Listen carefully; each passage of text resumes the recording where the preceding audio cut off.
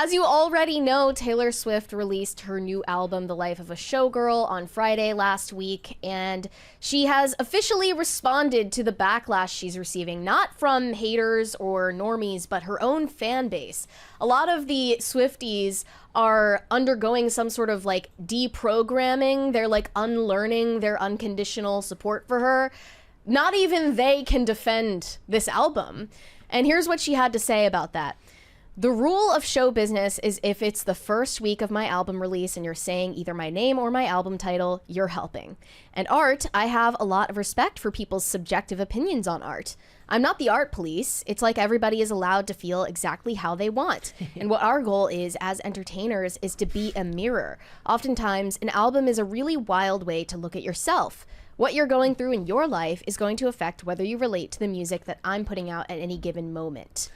So it's not me, it's you, is what she's saying. I mean, no, I see nothing wrong with this statement. What she's saying is that, look, if you have a subjective opinion that's different than mine, that's fine. Okay, it's wordy, right? And it's a bit avant-garde in its phrasing, but some actors could learn a lesson or two from this interpretation of it. Well, I think what she's trying to say is if you dislike my album, it says more about you than me as an artist. I mean, I think it's just saying that you're going to have different life experiences that colors your opinion in a specific way. I don't think she's saying like it's your problem, not mine. She's saying that the point is that it is subjective. That's the main word. Well, I disagree with the idea that art is subjective anyway. I think that this album is objectively bad. But she's not saying art is subjective. She's saying art analysis is subjective. So you can have what I mean, an understanding of what it means, but I say it all the time on the show.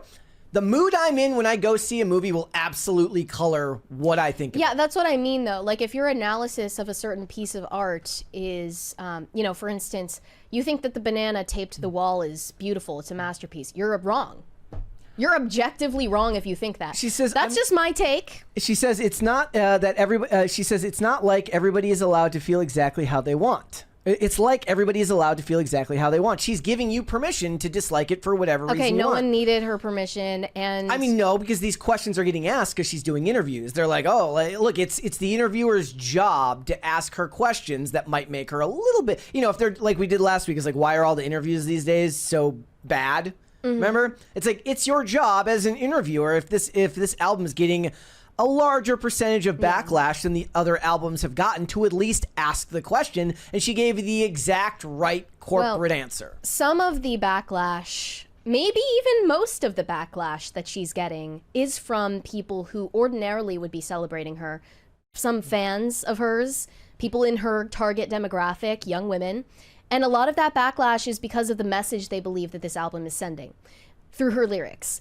They think Taylor Swift is pushing women down an alt-right pipeline because there are certain lyrics in a few of her songs that suggest she now aspires to marriage and family life over her career, over material things.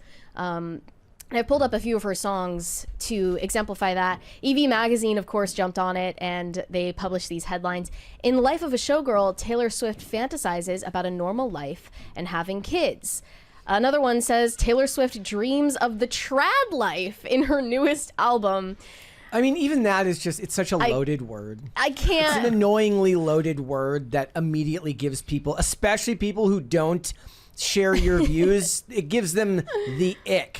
So, first off, like, people latched onto... Imagine you're just like a normal person who isn't politically brained and you're a stay-at-home mom, okay? You've got your kids, your husband goes to work, you're a normal person, and then like Benny Johnson comes in and is like, oh, so you're a trad wife? Yeah. She's like, what the fuck are you talking about? Yeah, I think like everyone is politicizing it both from the left and the right to a point that's just nonsensical and detached from reality. She's a trad but wife. She only works part-time. These were their... I mean, that's basically the being a trad wife now. The lyrics that they focused on and used as evidence of that, whether or not they were praising it, came from a few different songs. One lyric in Eldest Daughter on this album says, when I said I don't believe in marriage, that was a lie. And another part says, probably to Travis, when you found me, I said I was busy, that was a lie. And in okay, another that's song, a lie. She's Taylor Swift. She's literally always busy. She was not sitting at home eating Cheez-Its. She's got stuff to do. In another song called Wish List, This is all about how other people aspire to material success, and that's fine, and they deserve to have what they want, and that's great that they want to, go on yachts and ride in helicopters and earn awards, but she just wants to get married and have kids. Yeah. Which is hard to believe from Taylor Well, I Swift, mean, look, they who did ask her- obviously cares deeply about commercial success and They still did- does. They did ask her in these interviews recently, like, does this mean you're going to retire from music? And she's like, no, that's absurd. Well, here was the lyric that people were quoting from this song called Wish List. I just want you, have a couple kids, got the whole block looking like you.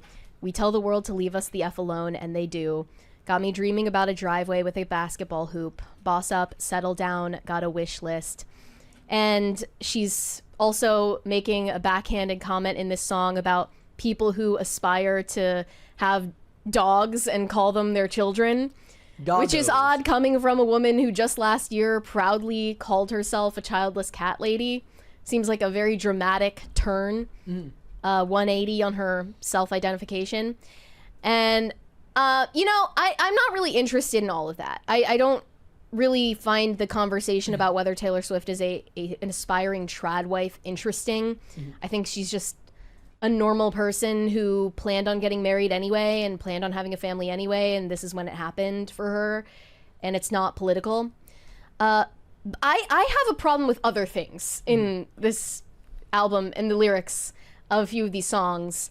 Mainly that I think she's just like really insecure about getting old and not being cool anymore, and she told ChatGPT, like, make me a song that sounds like Sabrina Carpenter, and went with it. It's just like really millennial, like trying to use internet slang, and it's not quite hitting. In Eldest Daughter, she starts out saying, everybody's so punk on the internet, everyone's unbothered till they're not. Every joke's just trolling and memes. Sad as it seems, apathy is hot. Everybody's cutthroat in the comments. Every single hot take is cold as ice. I am afflicted by a terminal uniqueness. I've been dying just from trying to seem cool.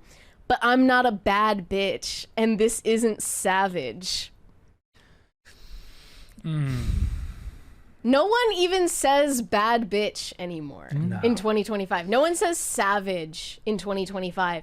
And this is our Shakespeare of a generation. Like, she's praised not for her vocals, not for her dancing, not even really for her visuals that often. She's praised for her lyricism, and this is the lyricism. I'm not a bad bitch, and this isn't savage. Like, I cringed so hard when I heard that. I turned off the song. And this is even worse. 2016. Wood is another song on this album, which is entirely about Travis Kelce's penis. And it's not, that veiled of a metaphor. Here's part of that song.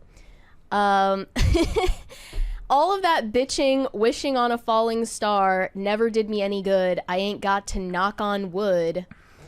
Oh gosh. And then, forgive me, it sounds cocky. And then she censors herself.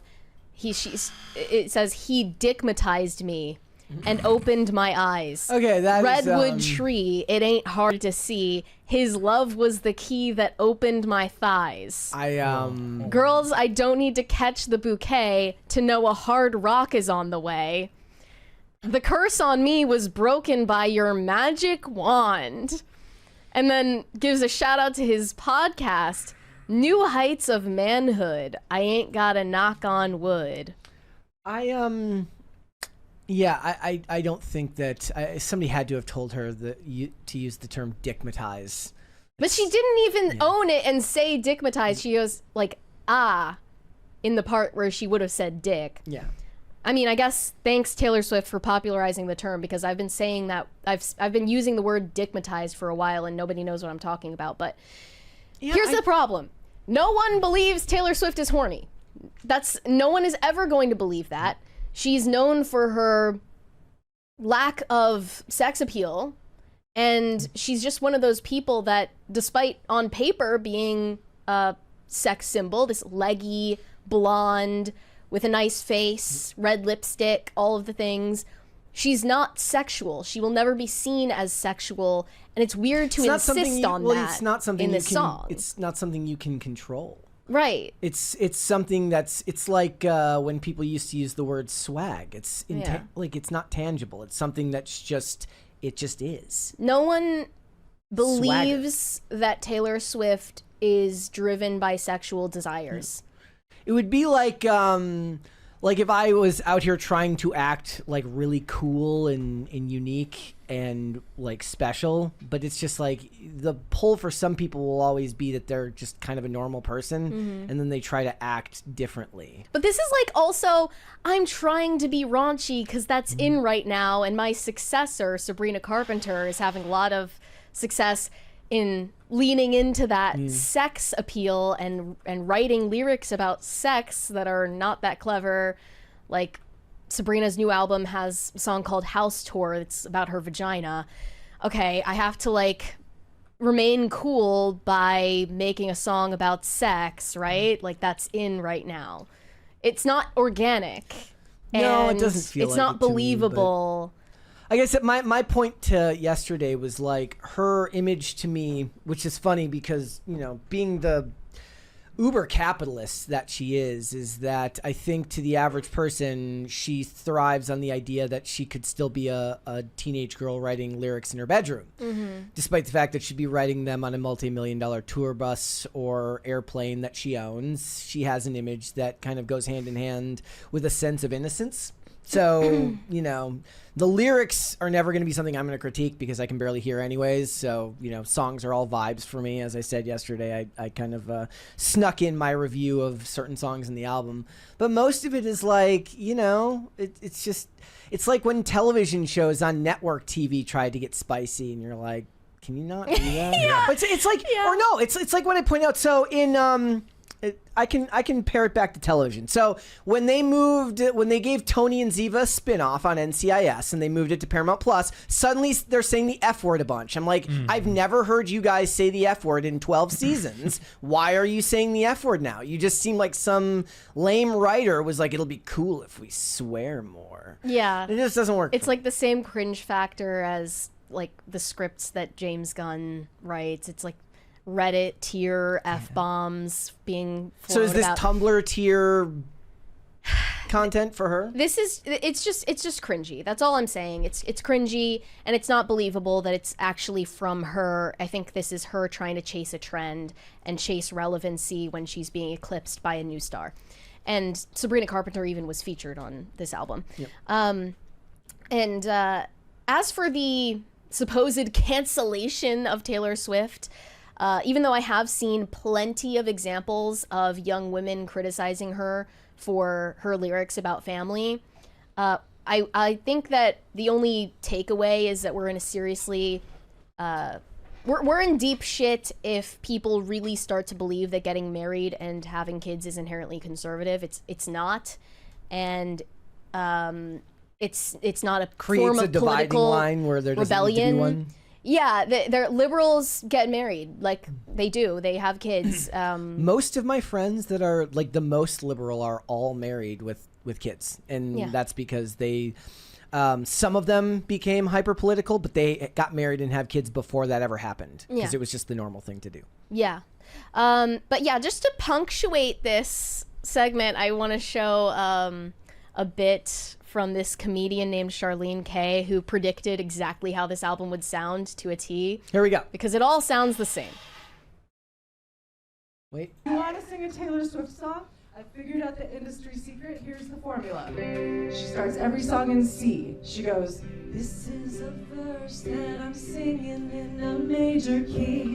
It's gonna move to a minor 6 eventually, and to the 4, cause we're wistful and unsure. Then to the 5, it's questioning and bright. A breathy pre-chorus. When we kiss back at my house. A breathy pre-chorus. With some backing vocals right here. And then I'm singing really low, just to keep you on your toes. About Maddie, about Joe. Right before I hit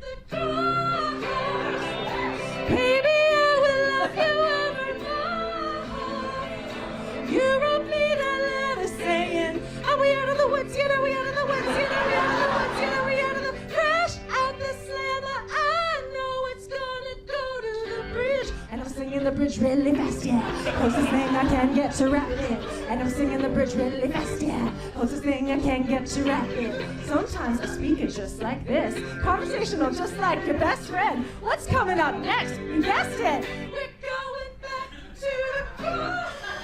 That is how you play it. That's exactly what it sounded like. And I was hoping for like showgirl, like big band, you know, like a different sound. And it wasn't. Thanks for watching. Listen to full episodes of Pop Culture Crisis on Spotify. Keep up with us on social media and make sure you subscribe and ring that bell so you never miss the show. Bye, guys.